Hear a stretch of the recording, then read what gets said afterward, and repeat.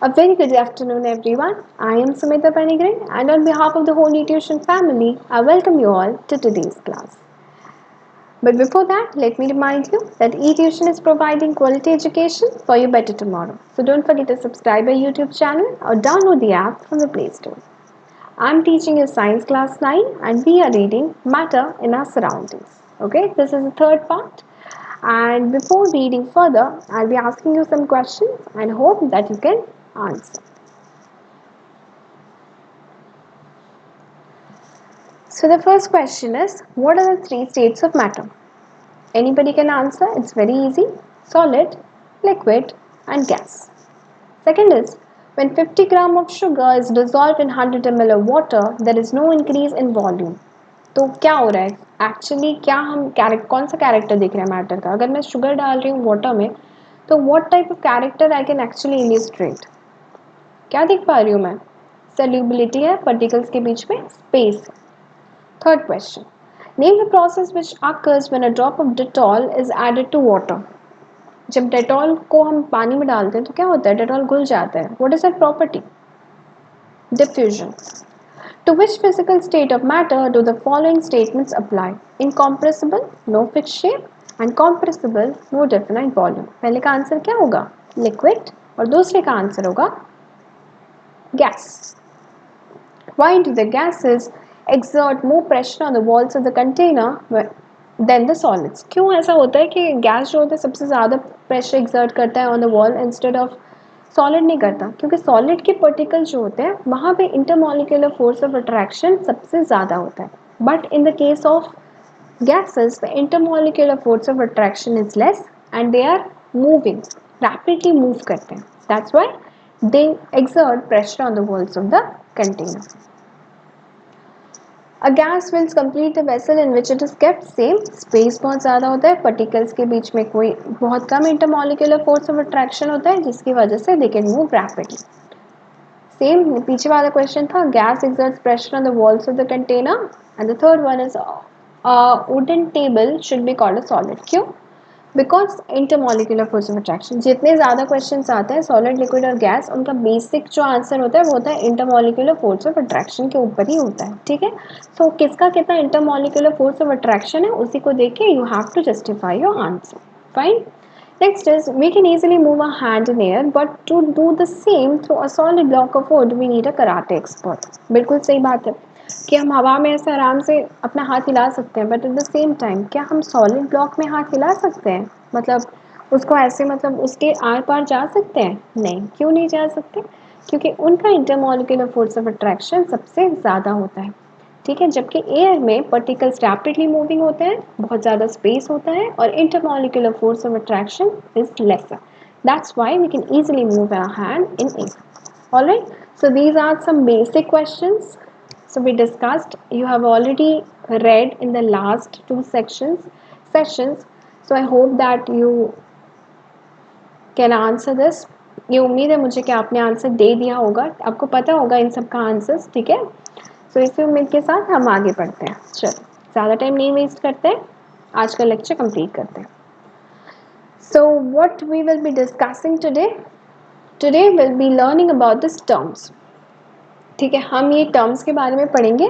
Rigidity क्या है, compressibility क्या है, फ्लूइडिटी क्या है, काइनेटिक एनर्जी क्या है, डेंसिटी क्या है और क्या मैटर अपना स्टेट चेंज कर सकती हैं. ओके, जितना हो पाएगा. Let's read. So the first is rigidity. We have already discussed this particular property. Okay, in solid, इसमें की rigidity का मतलब होता है उनके intermolecular force of attraction जो होती है वो बहुत ज़्यादा, क्या बोलते हैं, अच्छी रहती है, जिसकी वजह से शेप तभी ही बदलता है या शेप तभी ही बर्बाद हो सकता है जब आप कोई एक्सटर्नल फोर्स बहुत ज़्यादा हैवीली दो.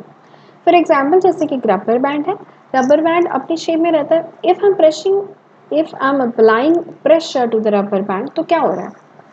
मैं खींच रही हूँ रबर को, तो डिफॉर्म हो रहा है कुछ पर्टिकुलर टाइम के लिए. देन मैं प्रेशर रिलीज कर दे रही हूँ, it's coming back to its original position. Right.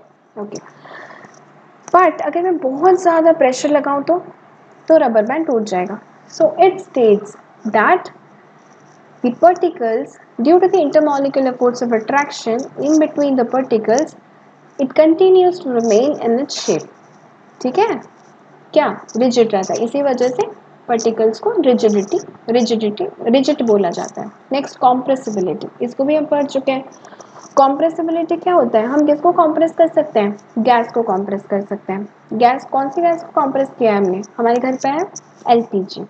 Okay, तो यहाँ पे क्या होता है, इसको भी हम कॉम्प्रेस कर सकते हैं। पर सॉलिड को क्या हम कॉम्प्रेस कर सकते हैं, कॉम्प्रेस का मतलब क्या होता है, it is attribute of the particles to contract its intermolecular space. हम कॉम्प्रेसिबिलिटी में इंटरमॉलिक्यूलर स्पेस को जो है वो चेंज कर रहे हैं। ठीक है, उसी से हमारा कॉम्प्रेस हो सकता है कुछ कुछ कंपाउंड, जैसे कि लिक्विड कम हो सकता है कॉम्प्रेस, गैस बहुत ज़्यादा हो सकता है, और सॉलिड्स को हम कॉम्प्रेस नहीं कर सकते। ओके, दीज टर्म्स आपने ऑलरेडी, इन टर्म्स के बारे में हमने डिस्कस कर लिया है। This is just to have a glimpse कि क्या होता है कैसे। Okay, definition. Next fluidity, fluidity किसका होता है, लिक्विड का फ्लूइडिटी होता है, it is stability of the substance to flow. ठीक है, ऊपर से नीचे लिक्विड फ्लो कर सकती हैं, जैसे कि नदियाँ फ्लो करती हैं, जबकि गैसेस हर जगह घुल मिल सकती हैं। बट क्या सॉलिड फ्लो करता है, नहीं कर पाता। चलो next, kinetic energy may be a new term for you. Okay, kinetic energy क्या होता है, जो एनर्जी होता है, जो हमारे पार्टिकल्स होता है, वो एक एनर्जी से मूवमेंट करता है कि नहीं। तो जब जब भी मतलब पार्टिकल्स मूव करते हैं तो they are either colliding in between each other और to that of the hitting the container. तो इसमें कोई एनर्जी लगती है उन लोगों के बीच में, और उसी एनर्जी को बोला जाता है kinetic energy. Motion allows particles to possess energy which is referred to as kinetic energy. The increasing order of kinetic energy possessed by various states of matter are solid, liquid and gas. तो kinetic energy, जो particular energy चाहिए particles को move करने के लिए with in that of solid, liquid और gas, उसी energy को बोला जाता है। जो पार्टिकल्स में एनर्जी होता है उनको क्या एनर्जी बोला जाता है, kinetic energy. Okay, which is also denoted as K. और सबसे ज़्यादा काइनेटिक एनर्जी गैस में होता है, क्योंकि वहाँ के पार्टिकल सबसे अच्छा मूव कर सकते हैं। उससे थोड़ा कम होता है लिक्विड में, और बिल्कुल मूवमेंट नहीं होती सॉलिड में। Okay, even mathematically kinetic energy को हम कैसे लिख सकते हैं, half m v square. Okay, where m denotes the mass and v denotes the velocity of the particle. इसके बारे में हम डिटेल में पढ़ेंगे इन physics. Okay, K E is equal to half m v square, ये कैसे हुआ, डेराइव कैसे हुआ, ये सब आप फिजिक्स में पढ़ोगे।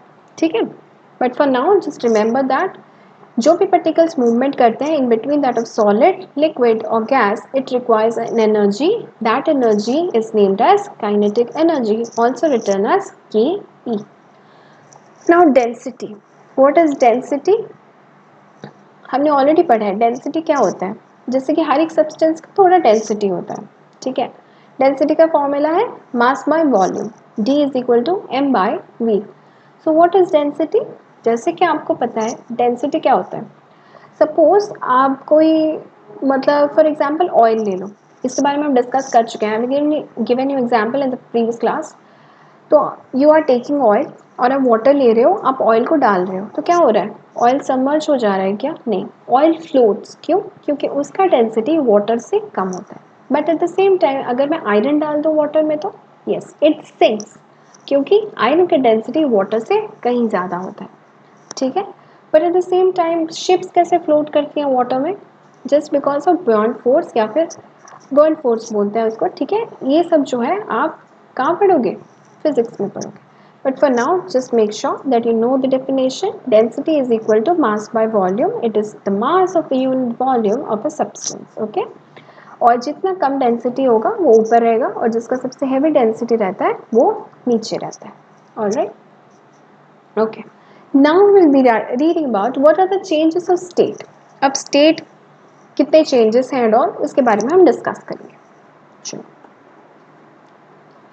a change of a state is a physical change in matter, they are reversible। तो आपको पता है, हम पढ़ चुके हैं पहले लेक्चर में, state जो होता है, changes दो प्रकार के होते हैं, एक physical होता है और एक chemical होता है। physically जो है reversible है, और जो पर्टिकुलर मतलब केमिकल चेंज है उसको हम रिवर्स नहीं कर सकते। ठीक है, तो फिजिकल चेंज कितने प्रकार के होते हैं? बहुत सारा है, मेल्टिंग है, फ्रीजिंग है, ठीक है, और बहुत सारा कॉमन चेंजेस हैं जैसे कि sublimation, deposition, condensation, vaporization. Will be discussing each and every change of state in this chapter.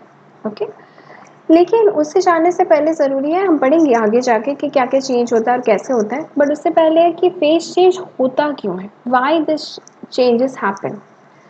दो चीज़ों के लिए होता है, either if there is any change in temperature और there is any change in pressure.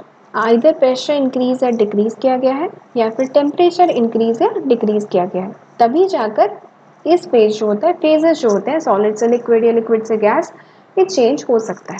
ठीक है, why phase changes occurs because of change in temperature और pressure. You can answer this question. Fine, this is in a diagram. ठीक है, और ये diagram जो भी है हम नेक्स्ट में इसको पढ़ेंगे. So what are changes between solid and liquid. अब लिक्विड और सॉलिड के बीच में कैसे चेंजेस होता है? सॉलिड लिक्विड बनेगा, लिक्विड सॉलिड बनेगा. ठीक है, फेज चेंज हो रहा है. अब कैसे फेज चेंज हो रहा है और उस टर्म को क्या क्या बोलते हैं हम पढ़ेंगे. चलो,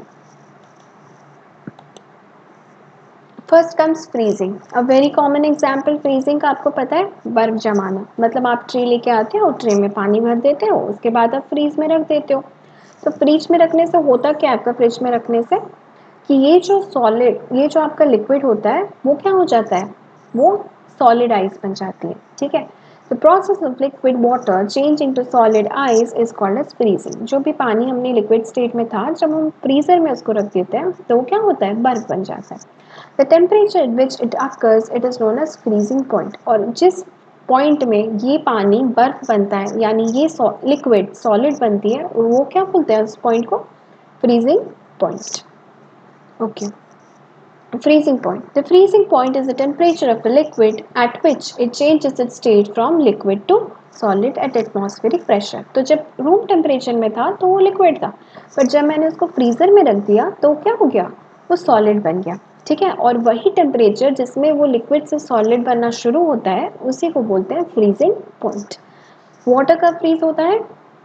ठीक है, वाटर फ्रीज होता है 0 डिग्री सेल्सियस में, जो कि हमारे फ्रीजर का टेम्परेचर है. केल्विन में that is 273.15 kelvin. You can also right 273 kelvin. और फ़ारेनहाइट में इट इज 32 डिग्री फ़ारेनहाइट. तो इसमें 0 डिग्री में वाटर जो होता है वो आइस बन जाता है.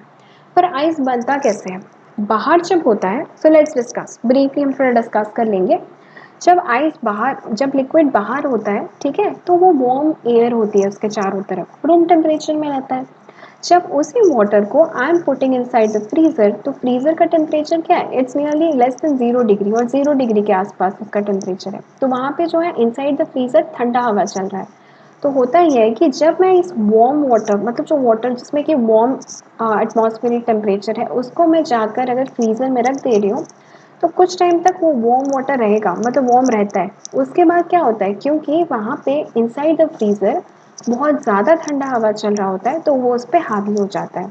ठीक है, और वो जो वार्म, जो वाटर का एनर्जी रहता है लिक्विड फॉर्म में, वो ज़ीरो हो जाता है. और जैसे ही वहाँ का एनर्जी ख़त्म होता है, ये जो आपका पर्टिकुलर फ्रीज़र का कूल विंड्स रहता है, ठीक है, वो हावी हो जाता है.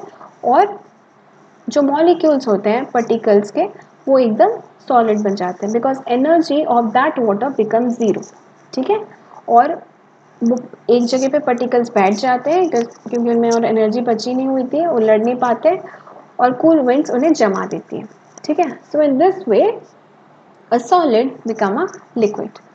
टेम्परेचर चेंज होता है, एनर्जी उनका ज़ीरो हो जाता है, और उसी से पार्टिकल्स एक जगह पे बैठ जाते हैं, और ये सॉलिड से लिक्विड से सॉलिड बन जाता है. Fine, next opposite way. ये फ्रीज किया, अब हम मेल्ट करेंगे. The process in which a solid changes to liquid, it is called as melting. Okay, the melting point is the temperature at which a solid change to a liquid. तो अभी क्या हुआ, हमने liquid से solid किया, अब हम ice से वाटर करेंगे. तो हम आइस का टेम्परेचर अभी क्या है, बहुत ज़्यादा कम है. तो हम जब कूल विंड से वो घिरा हुआ होगा, जब वो बाहर आएगा तब उसका एनर्जी क्या होगा, धीरे धीरे घट जाएगा. एटमॉस्फेरिक टेम्परेचर के कॉन्टैक्ट में आकर एनर्जी जो होगा आइस का, वो ज़ीरो हो जाएगा. And once intermolecular energy of the particles of the ice become zero, तब वो मेल्ट होने लगेगा और उसी पॉइंट को मेल्टिंग पॉइंट बोलते हैं। ठीक है। When a solid is heated, the particles begin to vibrate with greater speed and begin to move more freely. Then, at a particular temperature, the solid melts and changes to liquid. The process of melting is known as fusion. तो जब हम ice को बाहर लाएंगे तो वहाँ का जो इंटरमोलिक्यूलर फोर्स रहेगा इन बिटवीन द पार्टिकल्स, उसकी एनर्जी जब जीरो हो जाएगी तब वो मेल्ट होने लगेगा। ठीक है। और प्रोसेस को हम लोग क्या बोलते हैं? फ्यूजन, क्योंकि वहाँ के पार्टिकल्स फिर वाइब्रेट और फिर उनका मूवमेंट शुरू हो जाता है। ठीक है।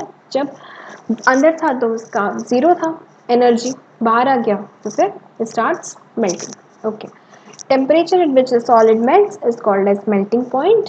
ठीक है। और melting point क्या है? melting point जो होता है वो 273 केल्विन रहता है। किसका? आइस का। चलो नेक्स्ट, 0 डिग्री सेल्सियस से मेल्ट होना शुरू होता है और बर्फ बनना भी 0 डिग्री से नीचे जब जाएगा टेम्परेचर तो बर्फ बन जाएगा, ऊपर जाएगा तो मेल्ट हो जाएगा। Now what is latent heat of fusion? First of all what is latent? Latent क्या है बताओ? किसी को पता है व्हाट इज लैटेंट? लैटेंट जो होता है दैट इज हिडन एनर्जी। ठीक है, जो हमें नहीं दिखती है। ठीक है, उसी को बोलते हैं लैटेंट। यानी कि जैसे कि मेरा एनर्जी ऑफ द पार्टिकल्स जो आइस में था जब वो बाहर आ गया तो मेरी एनर्जी क्या हो गई?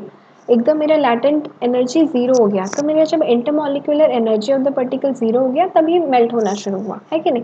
तो वही एनर्जी जो हमें दिखती नहीं है उसी को इन टर्म्स लैटेंट बोलते हैं।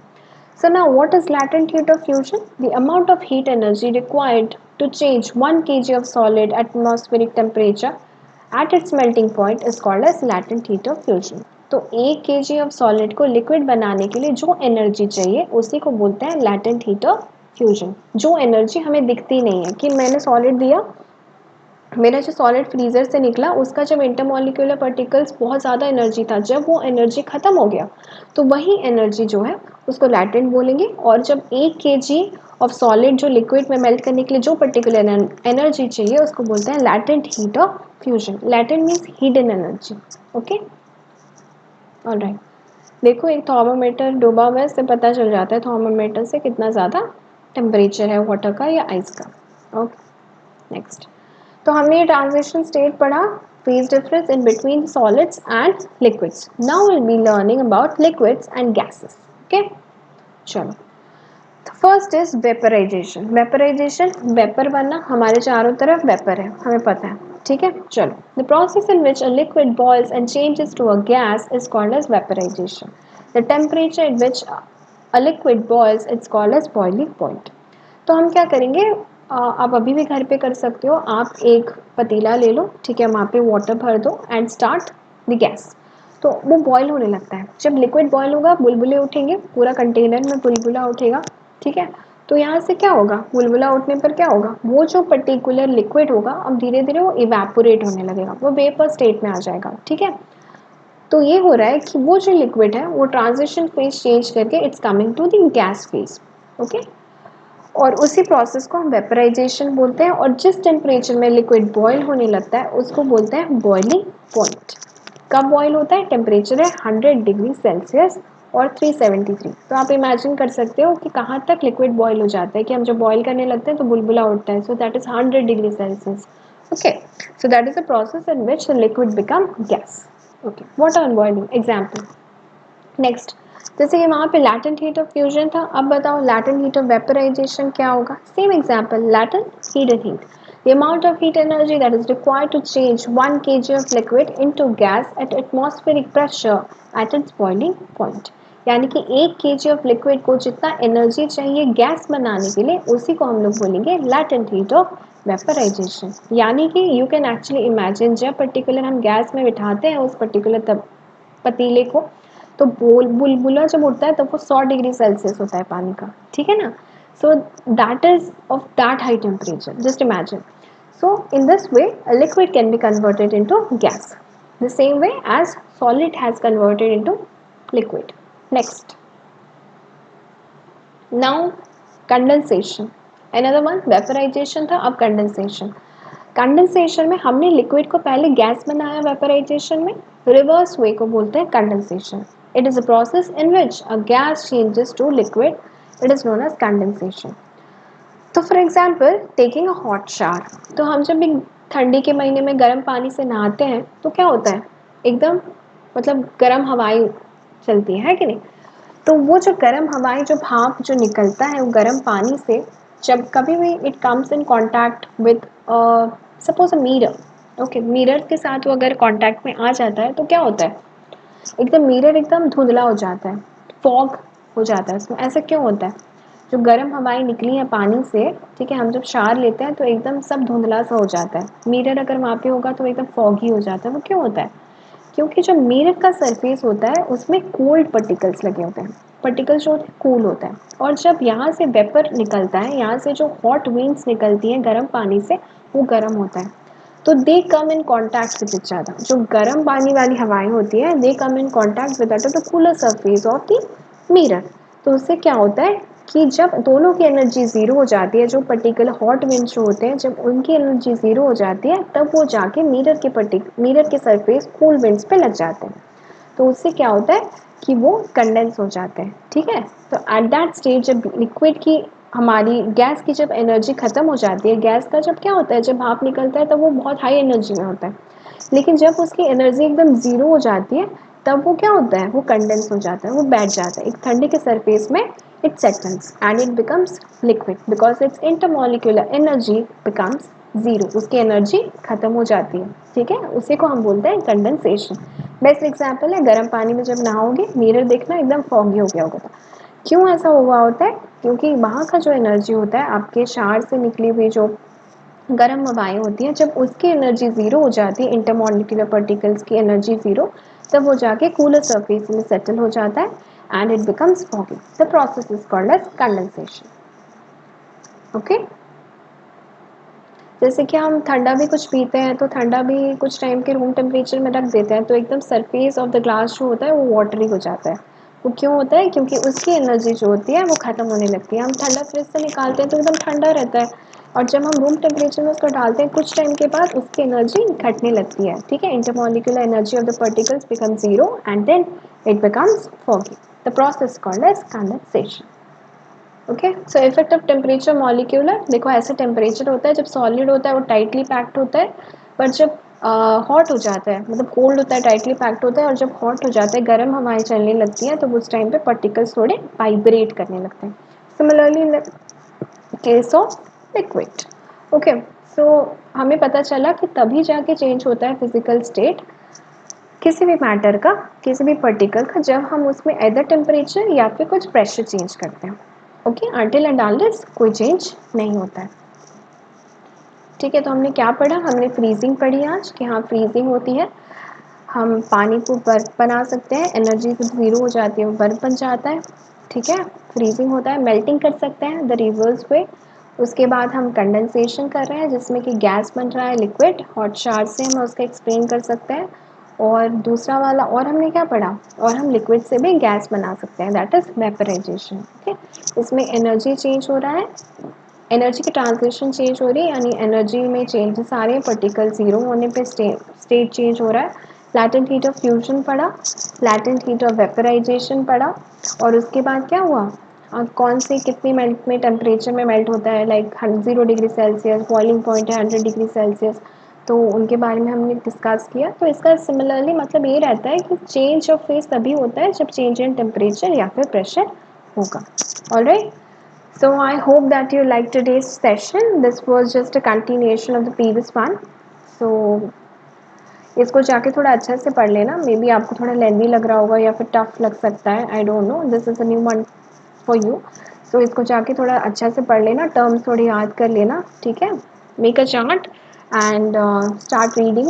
All right, so will be discussing the all the others phases and जो भी है वो हम नेक्स्ट क्लास में डिस्कस करेंगे। Until then have a good day and keep smiling. Bye.